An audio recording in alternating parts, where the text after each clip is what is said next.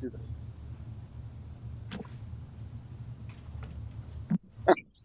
I'd like to call to order the meeting of the Planning and Zoning Board. Today is Tuesday, June 11th. It is now 1 p.m. Please stand for the Pledge of Allegiance. I pledge allegiance to the flag of the United States of America and to the republic for which it stands, one nation, under God, indivisible, with liberty and justice for all. All right. Can I have a roll call, please? Chairman Sean Poole. Here. Member Randy Stout. Here. Member Lori Simpson. Here. Member Lisa Burke. Here. Member Joe Malin. Here. Alternate member Denise McKenzie. Alternate member Denise McKenzie is not here for today's meeting. And alternate member Michael Perez. Here. City Attorney Nancy Meyer. Here. Thank you. At this time, I'll take any comments from the general public regarding. Actually, I don't have any comments, so we're going to listen. So,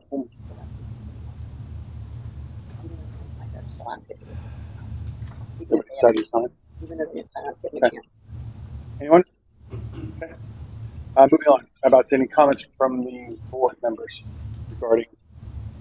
I just have a question for the minutes or the last meeting. Sure. Just for clarifying my mind. Absolutely.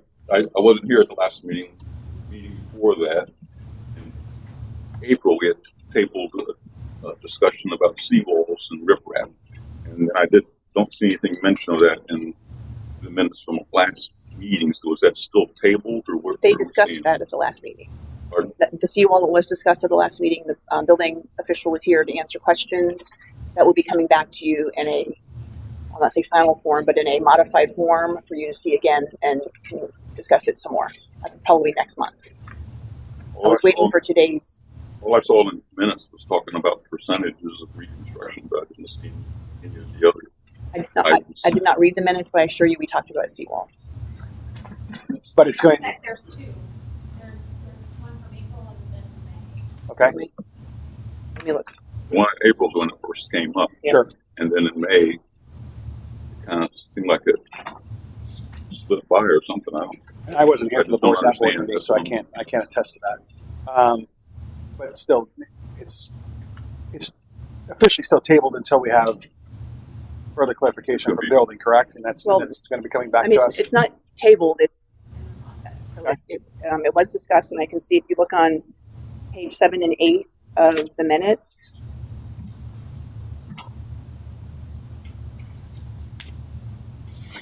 I think that's kind of where the seawall conversation was captured. It was not long. It was brief. Okay. There were a couple edit comments made, so I'm going to edit what you originally saw. So it'll come back once those edits are made. I was also waiting for our conversation today about the boat slips because that'll be incorporated. Should we choose to make any recommended changes, you'll see all of it again. Nothing is yet going to council, so you'll still have time to ask questions and have further discussion. So it's coming back. Yeah. Yes. Okay. Does that satisfy that pretty much? Perfect. Any other discussion regarding the minutes? I have a motion regarding the minutes from last meeting. Motion to approve. Do I have a second?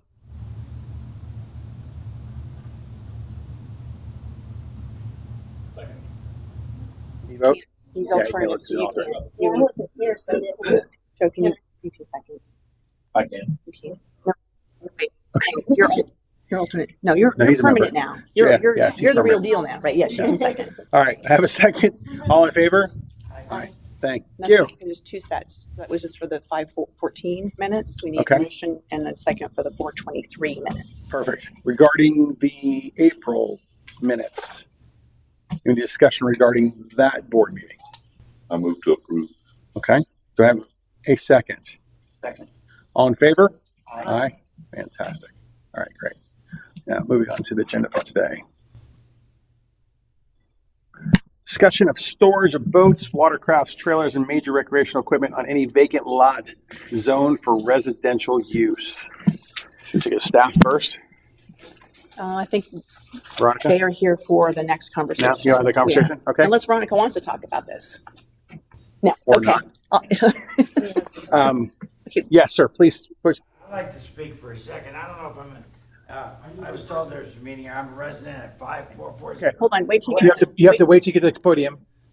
State your name and your address for the My record. name is Ray Leffler. I live at 544 Quest Drive in Port Richey. I have a house there. Perfect. I also have a vacant lot next door who is owned by a friend of mine who lives in Long Island, but I take care of the lot. I have the power, and I keep my boat on that lot. I've been getting a lot of citations lately on the lot. I take care of the lot, and I mow it. I keep it clean. I've got a $150,000 boat on a dock that I've invested with Eric. Eric got a citation because I keep the trailer of the boat on the lot, on the corner, on my property and his property. The reason I keep the trailer there is because the canal is getting so shallow that sometimes we come in and I cannot get the boat on my lift because the canal needs to be dredged. So I have to take the trailer around and pull my boat out for a night until the tide comes up, and then I can drop it back in. So Eric got cited for having the trailer on the lot. Called me about it. I said, I don't know, maybe it's the trailer. So nevertheless, I moved the trailer into my front driveway because I cannot put it on the side of my house because I don't have enough property. So then I got cited at my house for having the boat trailer in my driveway. So then I talked to your people, and they said, well, and I went around and I took about 25 pictures of other boat trailers on the sides of properties in the community there, which I have on my phone. So back to the point. So we were talking about the empty lot and maybe building. We have power there, and we also have what's called an RV hookup on the lot. So now Eric's being told that we cannot even park an RV on the lot, or if he wanted to come down for 2 weeks from Long Island with his boat, park his RV, hook up, go out and enjoy Florida days, they're not allowed to do it. So I've talked with Eric a little bit about me maybe purchasing the lot, and then I try and get it zoned into one to maybe, I don't know how to stop this. So that's why I'm here listening today. Okay. So if anybody has any enlightenment or helps me in any way, I would be appreciative. And I don't believe I'm the only resident that's having this problem. You're not. That's in fact the reason it's on the board today. Okay, So thank you. thank you. All right. So what you have, it was not part of the packet, and I do apologize, it came late, it should be on the table in front of you, is section 127-92. And if you turn to the second page, section F, I put in some proposed language, if this is something that you're interested in entertaining and recommending to council. The conversation was similar to what you just heard, although we're not going to talk about any specifics, obviously, because there's citations pending. Sure. It's similar to what you just heard. There's a inquiry as to whether there's an interest if someone on a residential lot whose home is on that lot happens to own the lot, if it's okay for them to have the boats, watercraft trailers, just in that limited situation. So like I said, there's some proposed language there, and what I have added, I'll read it for those in the audience. Right now it says no boats, watercraft trailers, or major recreational equipment shall be permitted to be parked or stored in a driveway or yard forward of a dwelling or on any vacant lot zoned for residential use. What's been added is, unless the vacant lot is contiguous with a lot zoned for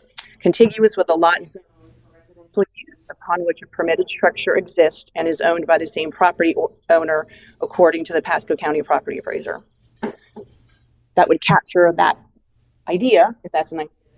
Of course, that's just my language. It can be stricken, changed, whatever you guys are interested in possibly doing. So that's why it's here for you. Okay. I will entertain any comments or questions from the board, and then I'll comment. You go around, Robin. Mr. Frez?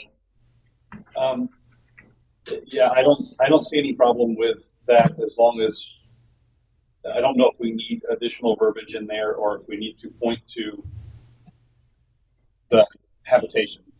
because that's been an issue in the past with folks buying lots. We have a provision to not put boat docks on empty lots within the city because people were buying lots just to put their boat on and then calling for a temporary power pole and running it forever and never building anything on the lot. And we already have a provision for that. I know there's been lots of questions. I know that planning and zoning or building gets requests all the time when someone's going to build on something eventually to put an RV there to stay on the RV in the RV while the building is happening. And I know that's we don't allow that in the city either. So I don't know if we're going to make sure that's does that verbiage need to be in here, or does it need to reference? To make sure there's no misunderstanding that the lot that's adjacent would be used for anyone to live on. They Right, won't so be that living you there. can store an RV there, but that still does not allow for you to plug it in, open up the slides, and stay in it. Right. Because we know that'll Happen. happen. Yes. We can either add that language or reference to another provision in the code. That's Yeah, I perfect. think we already have a provision in the code for the fact that you can't Right. use an RV, so we can probably just reference that code. Okay. In this one. Ms. Burke, I'm fine. Randy? Well, it seemed like it makes sense and stuff where there's waterfront property and everything, but I think where it might get out of hand is when you get, farther away from waterfront property. You just get to the middle of the neighborhood or something, and all of a sudden somebody in the middle of the district, could have 100 boats on the lot next door to them. Sure. Yes.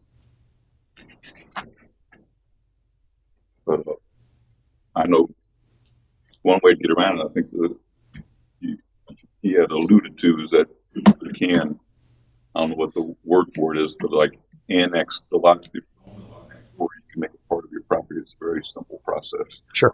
But I don't even think there's a charge for it to do that. Yeah, they're citing me for the No. trailer, that the boat is hanging on the dock. Because kind of talking has to come. I can't. We can't pick you up on that. You have to speak to actually. If you want to step back forward. Yeah, because I don't- the record has to catch it. But if I can say, we can't talk about his specific Yeah, we can't talk situation, about which your I know you case. weren't. So I just want you to meet. I've driven the neighborhood and I've seen a lot of houses, and some have RVs and some just have boat trailers. They have a boat trailer along with their boat on their dock, which they paid and permitted for a dock. So the question is, I understand that we don't want people parking all this equipment or boats or everything on these empty lots. But if the boat that is on the dock and the boat trailer, we live in a flood zone that floods, you have to be able to pull your boat out when a major storm comes. If you can't keep your boat trailer there for just like it happened 4 or 5 months ago when we all got 1.5 feet of water, the boat will come off the lift. So that's the only thing that I don't know if you can put something in there for. That's all I'm asking for. Sure. So something that says more or less that it has to be your road for one thing, right? I think the key here is the verbiage that Nancy's already put in there is it has to be contiguous to the property that the property owner has. That's the key part, right? There are many vacant lots in the city, right? Most of them, I don't even say most of them, I know quite a few of them are owned by the property owner who owns the house next door. And a lot of times that was building structure later, they don't want a neighbor, whatever it is. And many of them do in fact park boat trailers, RVs, and other things behind, and they're trying to meet the code from the fact that they're actually parking it still behind the front of their structure, which is next door. That seems to be the biggest confusion, right? So they're like, well, I'm following the code. Well, no, you're not, because the two parcels are not together. So when code enforcement goes out, he's just doing his job based off the fact he sees a boat trailer sitting out by itself, and that's the problem. So I think Nancy's verbiage by saying it's contiguous is a very key part. That's the biggest part. That's my interjection real quick. Miss Simpson, Lori? Well, like Randy said, wouldn't we want to limit how many boats can be on that? That's a definitely a consideration that needs to be had, we thought about. Joe? Oh, go ahead. No, and then most boaters will tell you that one boat isn't the best boat, so you always have to have two. True story. Little boat and big boat. Yeah. All right. I've heard from some residents, they want to make sure that, that they want to make sure that those boats belong to the owner of the contiguous lot, that they don't have their brother-in-law's kids, mom and dad parking all their stuff down there also. That's true. So I think that there should be some kind of verbiage in there that only the owner of the residence and the contiguous lot be able to park their stuff there. Yeah. go on. So, yeah, I like that, making it for this provision where the lots don't have to be combined at the county into one thing. You could have this provision allows for that owner that owns the second lot to have their stuff parked on it as long as it still meets that front setback. So it's not in the forward setback. But I think then we're opening ourselves up to a question later on of, okay, well, if I own the lot next to it and I do combine it, at that point, then as long as I'm behind the front corner, even if I have my brother's boat and my cousin's RV, if I bought the lot next door to me and they're behind the front corner of my house and I've made the two lots contiguous and they're now one lot, that just becomes side yard. Then I can park whatever I want in there that's mine as long as it's behind the front, correct? Okay, so this wouldn't preclude you from doing that. It would just mean you'd have to do one additional step where you'd combine the two lots into one parcel. And then you'd be able to then you could have your brother's boat or or whatever else. I guess the real question remains, sorry to cut you off. The real question remains is that, do we have violations, and Nancy probably doesn't want to answer that. Do we have multiple violations where people have multiple product on just a vacant lot, or is it the occasional boat trailer or camper or whatever it is on a lot that's contiguous? There seems to be there needs to be a little more discovery done. We don't obviously don't want to tie it all together and refer to council and say, hey, we think this is a wonderful idea, and they do it, and all of a sudden 3 different lots in the city now have 35 things on them, and they're all miraculously belong to one person. Mm-hmm. You know what I mean? So that would cause a problem because. Right. I see your point. I do not know the answer to that. And Veronica, I don't know if Veronica knows about the code enforcement actions that have happened. I know she doesn't know everything that happens in the city, but she knows a lot. So that if she doesn't know that off the top of her head, that would be something I could get with code enforcement about too. I know. Always call her because I know she knows the answer for everything. I believe your packet did have a few pictures just to show you, but I cannot honestly tell you that is a representation of all of the issues that are out there. Right. So I don't know if it's just one boat that's on a lot somewhere, or if it's somewhere that has multiple. But my guess is there's probably both. There's probably a mixture of those. That's my other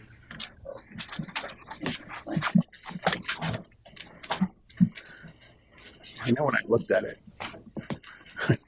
I recognize a couple of these properties, as a matter of fact. Page 14.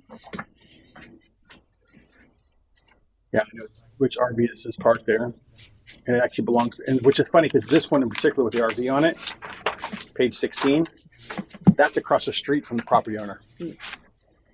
Property owns that property, owns the property, the house across the street.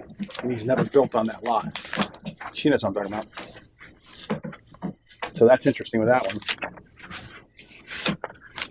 The first one on,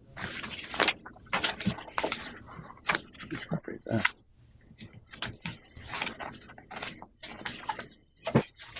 Yeah, same as the one with the property on page 17. He owns the house next door.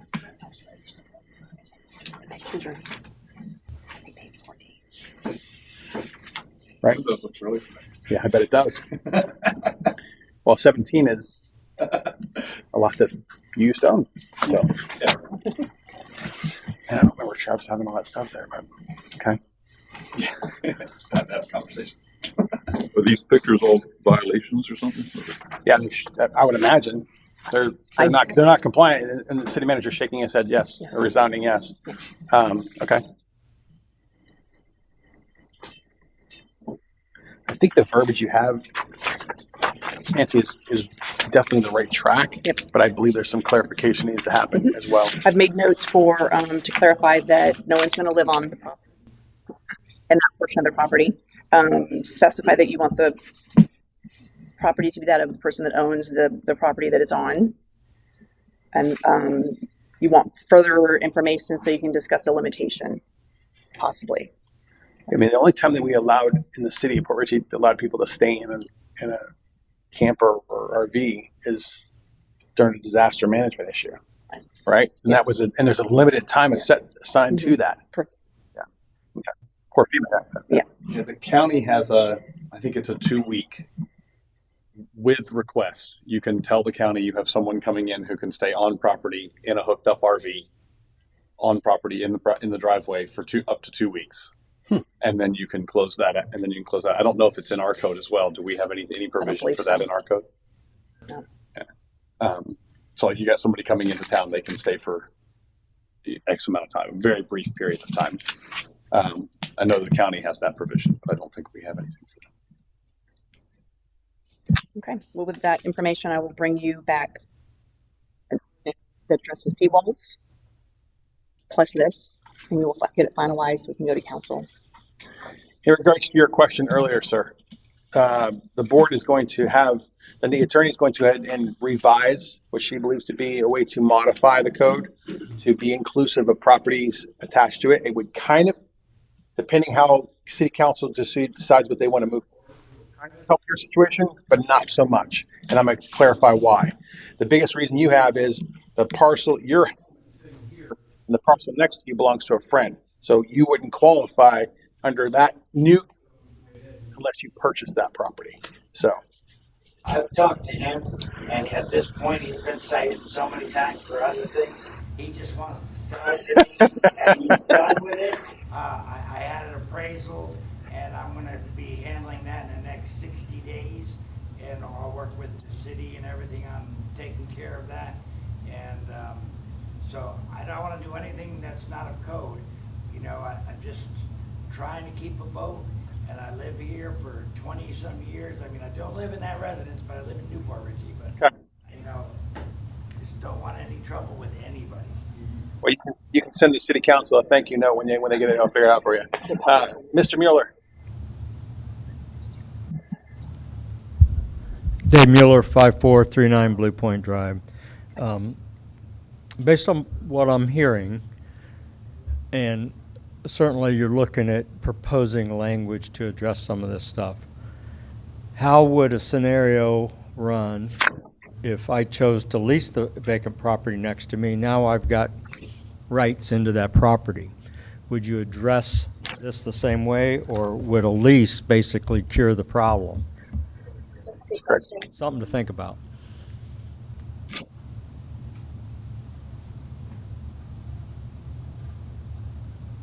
I would say at least with 12, but What grounds them? Yeah, what is the difference between if you're renting a house? all of a sudden you go around leasing lots all around the whole city. Well, no, then it would stay on it would still be the contiguous. I think he would run it inside this contiguous. So in his example, if we put verbiage in that allowed, because renters get owner's rights conferred in real estate law in general, typically. So in that scenario, he could lease that property with a lease that he could show code enforcement that says that piece of property he has rights to. And then it could fall under this provision that we're talking about putting in, but you couldn't go do it everywhere else. It would have to be the one right next to you. But then it becomes a business for that's taxes for the guy who owns the other piece of property. To rent an empty lot would be a residential. I think the It wouldn't be a problem with that is commercial lease. it creates a very slippery slope. Right. That, I mean, Nancy's job is the idea to keep us out of court, right? Yep. And that seems like that would open us up to way too much litigation. I think it'd be.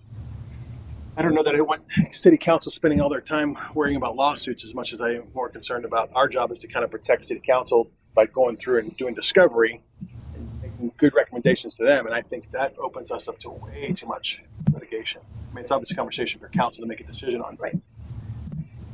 My personal contention is I wouldn't want to deal with the idea of leasing it. It'd be a property owner caveat only. Mr. Mueller. The rationale, Dave Mueller, 5439 Blue Point Drive. The rationale is if you move two independent properties and combine them as one, now you got a homesteaded property, now you got homestead protection, 3% cap every year. If you keep them separate with a lease, there's no homestead on that extra land, so it escalates at 10% cap per year. So it benefits the city in a tax base to see them separate, and which is the other Paul Harvey, if you will. Thanks. I mean, I understand that. I agree with that. But I will tell you, I don't know that the value from that standpoint offsets as much, because the vacant land in the city is really not that expensive unless it's sitting on waterfront, and unless it's sitting on waterfront, right? And then, but the amount of vacant land that I know of in the city, which that's my business, that is owned by the property owner next door, is very small. There are just a very few pieces. But I agree, tax base is obviously a big consideration. The lot next door to me just went for sale for $575,000 for a lot. So that's a nice taxable hit for the city when that sells. If I were to buy that myself and attach it to my property, I can see that would be something that would help the city. But at the same time, it's like, Well, and we already have a provision for that. So the current code would allow someone to park whatever they wanted if they owned the one next door and they combined them. right. This provision kind of steps to what you're saying, which is this provision would allow someone to keep them as separate parcels, but have the benefit of being able to park their stuff on them and keep them separate parcels, as we're currently already writing it. We're just trying to make sure that we don't create other problems. The other question that I would have, though, now that I'm thinking about it, because you brought up the liability side of things, is that homeowners insurance isn't going to convey to the empty parcel next door, and now you've got equipment parked on it. So Yeah, you need a separate liability policy for vacant land. would we want to have have verbiage in there that says that if you're going to park on it and you're going to activate this that allows you to park on it, that there needs to be a requirement for liability, because there's not going to be a requirement for fencing, and now you've got equipment over there and trailers, and It's it's not, not Well, there's no fenced. requirement for liability. it's not city property, so that means Residential home. it's personal property, so I don't know that, because the city has no No part in control that. for it, right? I think we would hope they would make wise decisions for their own safety and safety of others. But But the we city's we don't safe. require, We're not liable. Allowing We this wouldn't doesn't be. open up any The problems. for homeowner and the city. property owner would be liable. Yeah. If somebody falls and breaks a leg on there and they get sued, that's their problem. It's not ours. And to go back to the lease questions, in my mind, I'm trying to go through the different scenarios. So is the thought being that I property owner, have the lot with the house on it. Now I'm also have the vacant lot next door. I obviously, should this pass in its current state, could store my boat on the vacant lot next to me. So Right. the question becomes, what if I lease my lot with the house? No, he's saying just lease the Lease- physical they just lot, the lease the vacant lot. lot. So the key is, I think you said, is the key is the word is Then that would for take the it whole away thing. from the property owner. And Correct. you wouldn't be able to. The verbiage of contiguous Okay. takes it right out of the way. But So, so go back to mine now that I created another scenario. What if I lease the property with the home on it? I don't know that you could keep them from conveying you could, to the person you're leasing to the rights to store stuff on the Correct. contiguous. because like Mike says, the tenant rights in the state Yeah. of Florida are much stronger. We might need Property to, owner we might rights. need to address So- that. Well, and the scenario, now that you say that, the scenario that I see that would be probably more common in the city is the fact that we do have a lot of people who own homes, owns a home, doesn't reside in it, rents the home to someone else, but then wants to retain the ability to keep his boats, the property owner's boats, on the contiguous lot, even though he's not occupying. Which, as is how it's written out, that would be allowed because of the property. It's still, if the way it's written, again, that's just not as set in stone. But as long as the property appraiser shows that that person owns both lots, he's fine. He's covered.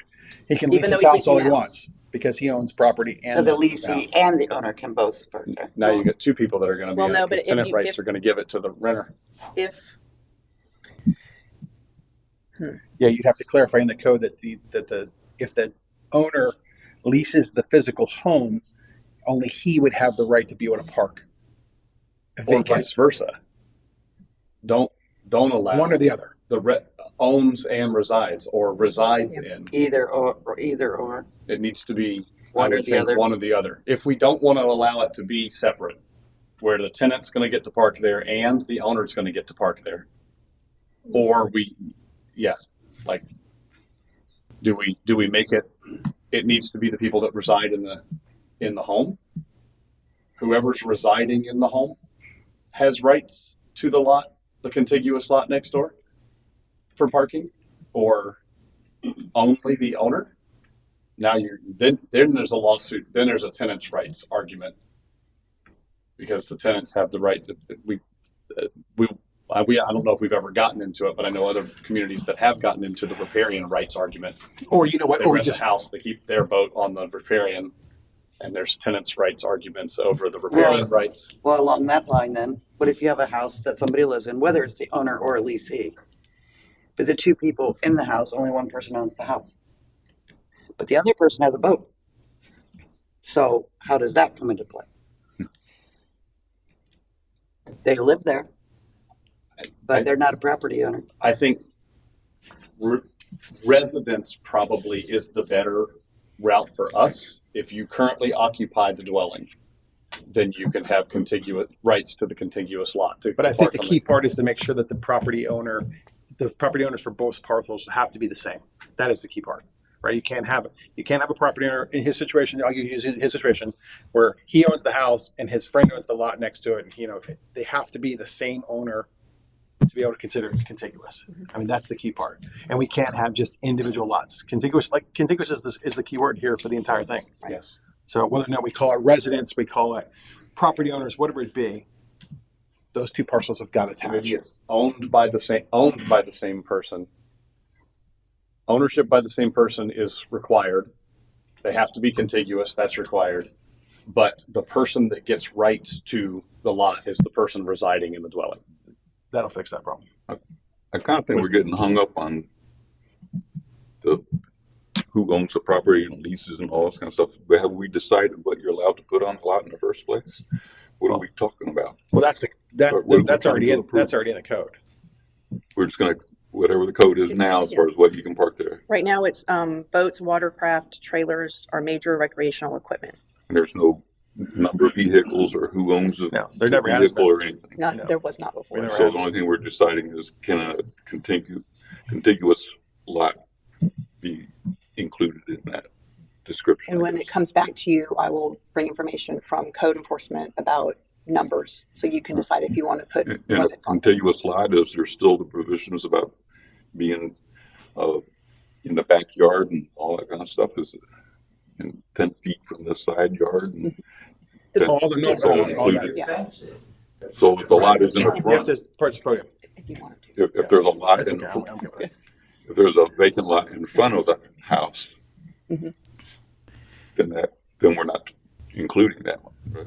Well, it's That wouldn't be included. contiguous means it meets. So I'm picturing side by side, but I assume there could be a It could scenario be front to that back it's as front well. to back. Absolutely. The I don't know setbacks if would be That's there. what I'm that not- RV picture is, right? You said it's across. Yeah, that's literally across the street, so they're not contiguous at all. So that one doesn't qualify because it's literally there's a city street between the two. It contiguous. They have to touch. Right, they have to touch in one way or from one fashion or the other.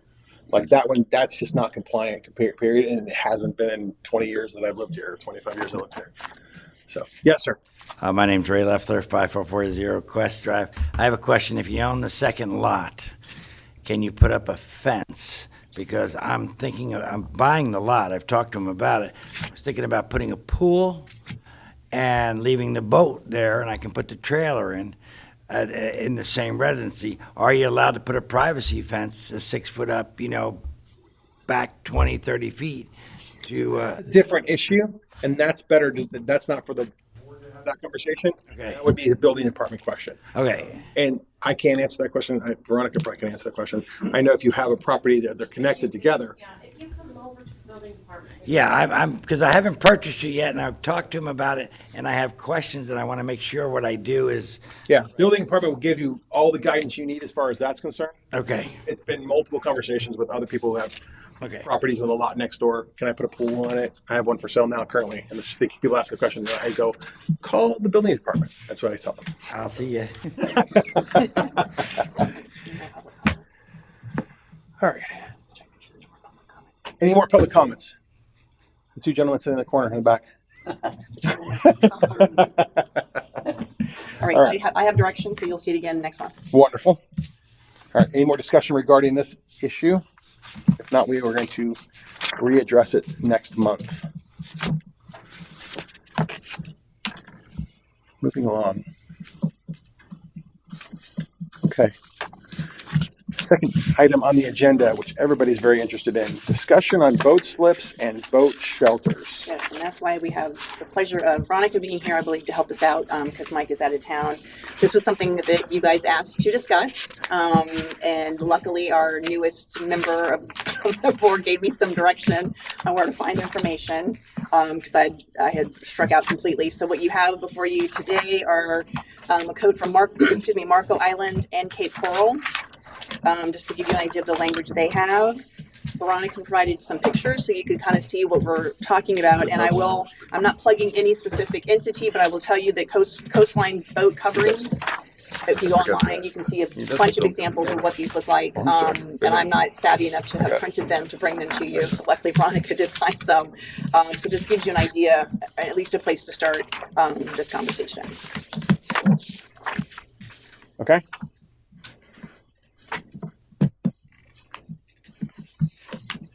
So, Veronica, what is the contention of staff?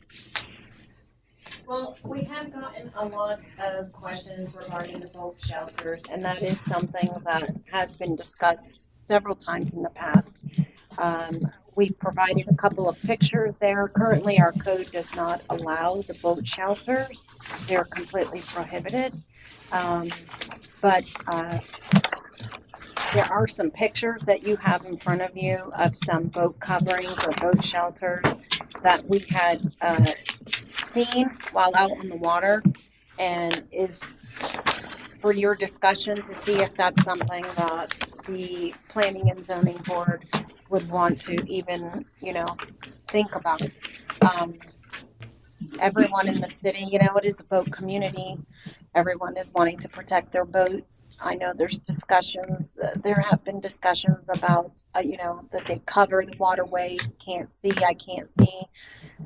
Port Richey is a little unique. Everybody's kind of right next to each other. So the height is a issue that residents have had, but it's really your decision and council's decision on what they want to do moving forward. These photos you provided, these aren't in the city of Port Richey currently? No, Okay. That's those one. All right. that was Hernando Beach. Okay. And I will let you know that the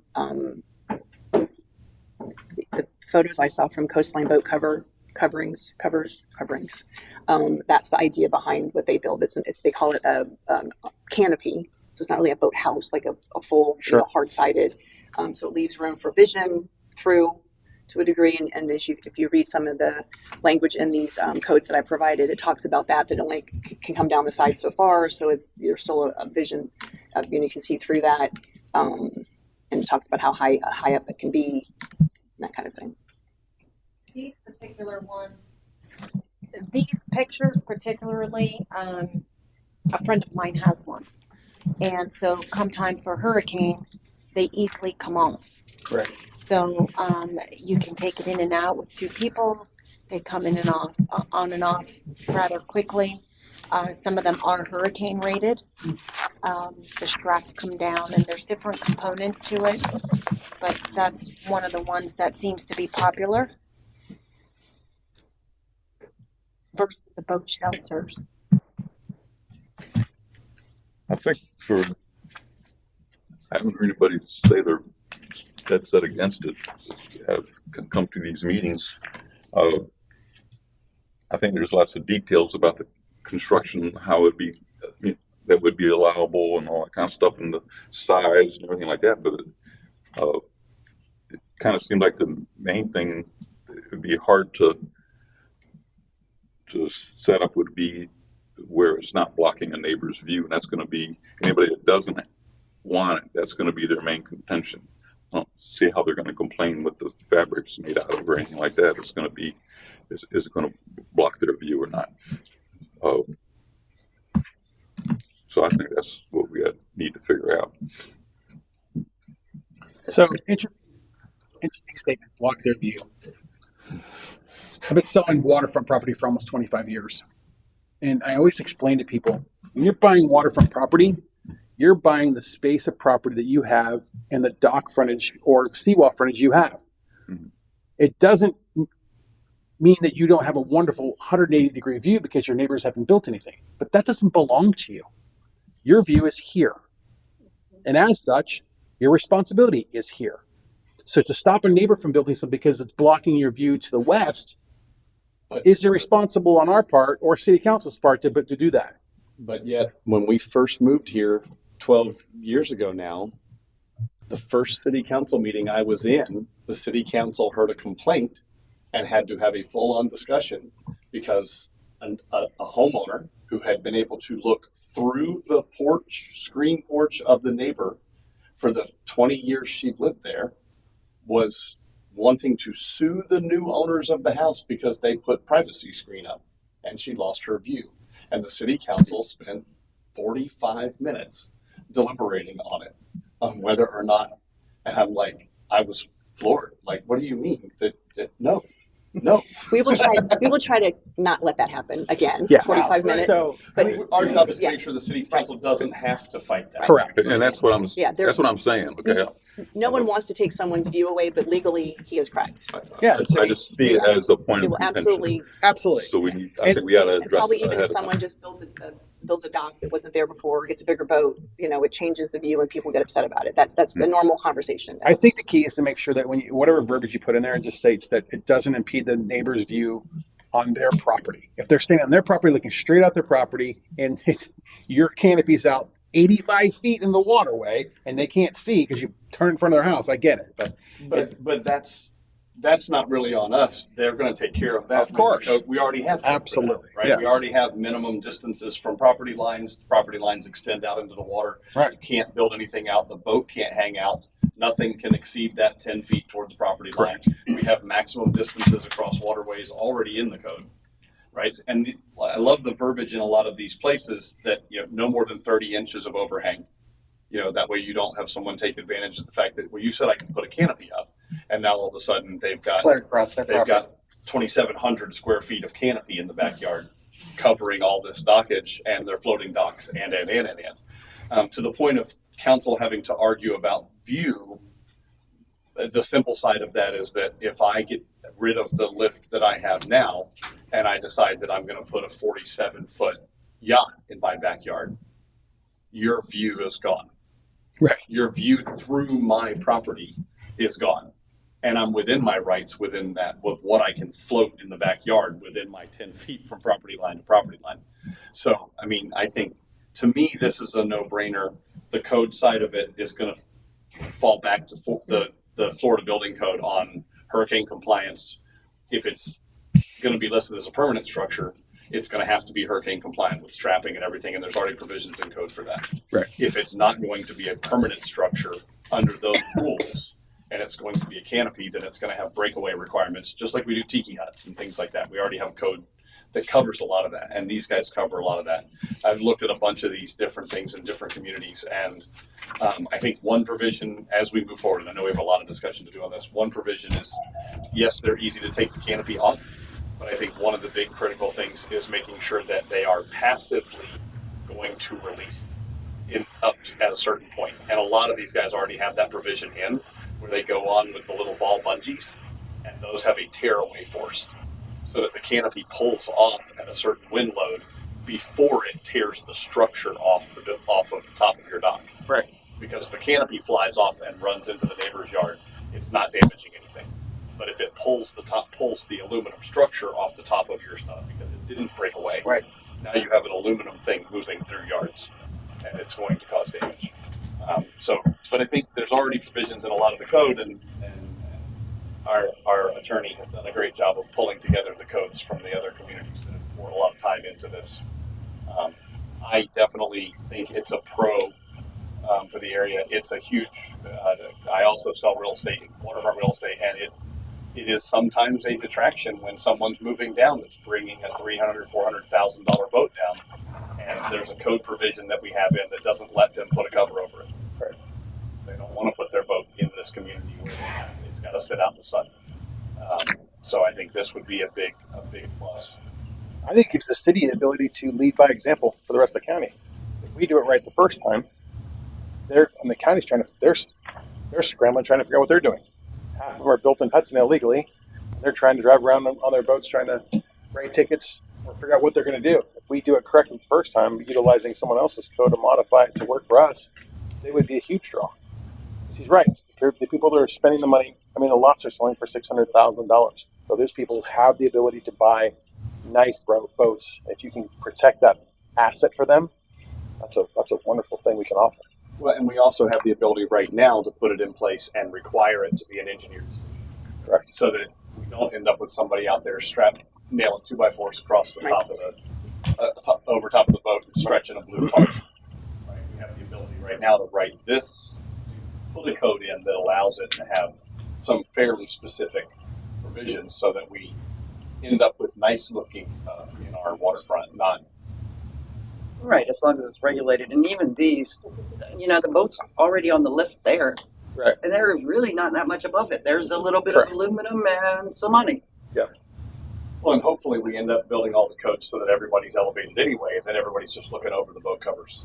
Before 15 years from now, nobody's looking through a boat cover anyway. Their living floors are above the boat. That would be nice. So it sounds like He's gonna raise Port Richey. He's raising all of Port Richey. It sounds like there's consensus that there's an interest in moving forward with a code provision for the canopies. I will work with the building official. He's already looked at these. I can work with him and draft something specific to bring back to you so that you can really kind of, and I'll get it to you before the meeting. This late stuff is all my fault, not Ashley's. Completely on me. I didn't get it together early enough, but we'll make sure it's to you in time so you can review it and comment, and we can kind of get that process started. I do want to ask, before we go any further too, is there any interest in what I would consider like a traditional boathouse where it's more of the structure?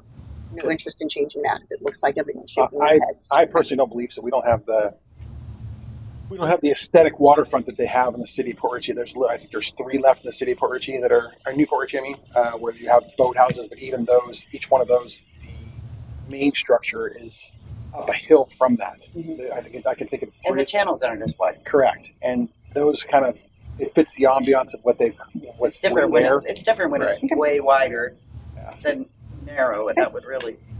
And I think the key is, I like the canopy because then it's, like you said, it's something that can come off, be removed, or if they don't remove it, it'll tear away and not cause damage. But the biggest thing is going to be able to make sure that it's controlled and managed 100% by the building department. Yep. All right. So if you have to pull a permit, you have to use either, it can be permit by owner, but still it has to be permitted structure and approved accordingly. Okay. Yes, ma'am.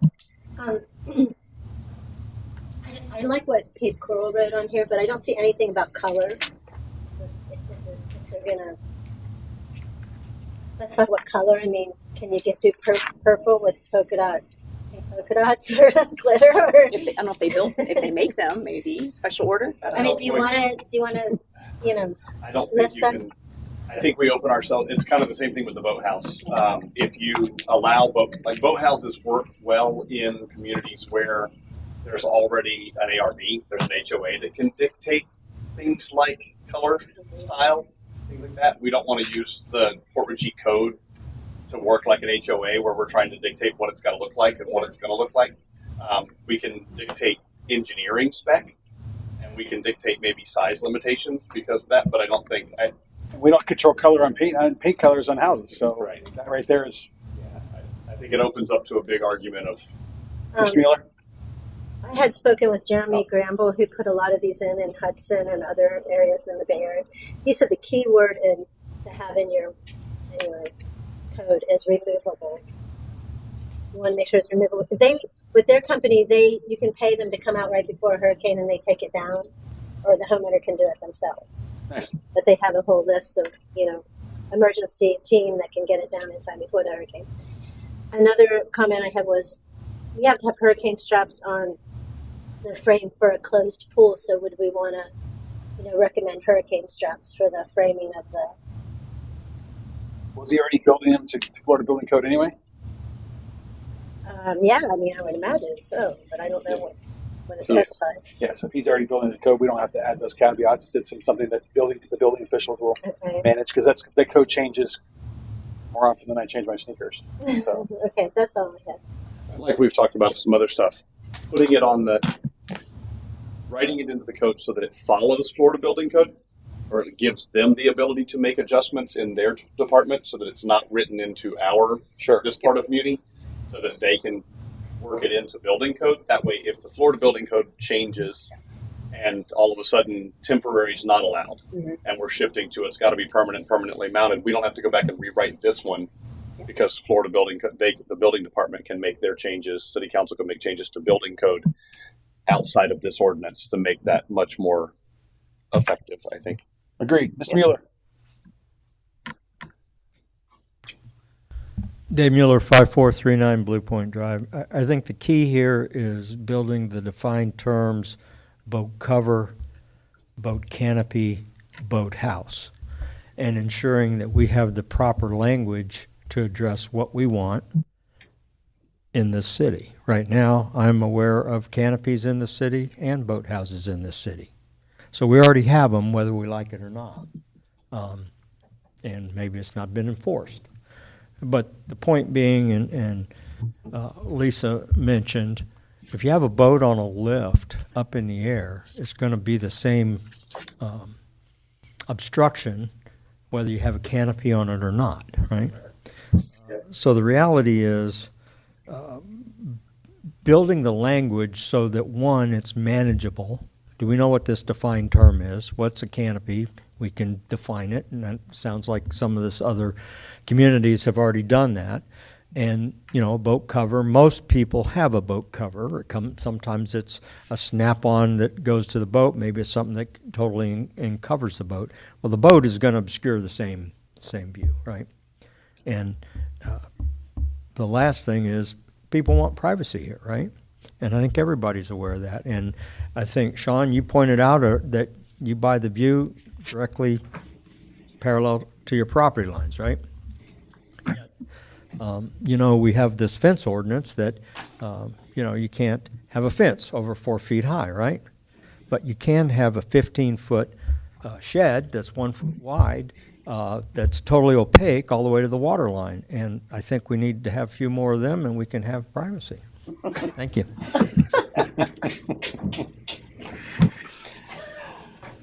Joe, any questions or concerns, statements? All right. So you're going to go back and essentially combine these together? Well, I'll work with the building official. I sent these to him for him to look at. He said he is at a conference, I think, so I don't know if he had a chance to look at them to make sure there's nothing in there that causes him concern, that either is there that he doesn't think should be there or that is missing. So we'll work together and draft something and bring it back to you. I did want to ask, based on what Mr. Mueller said, you already said no boat houses. That was a no, right? Boat covers, I'm assuming we're fine with. Covers and canopies. Yeah, covers and canopies. Okay, so we'll include some language The about, big word being removable. and got that already. Okay, then I have my direction to go. Any discussion regarding old business? I don't know if we have any. Do I have any other motions? Motion to adjourn. Do I have a second? Second. All in favor? Aye. Thank you very much for coming, everyone. Thanks, everybody.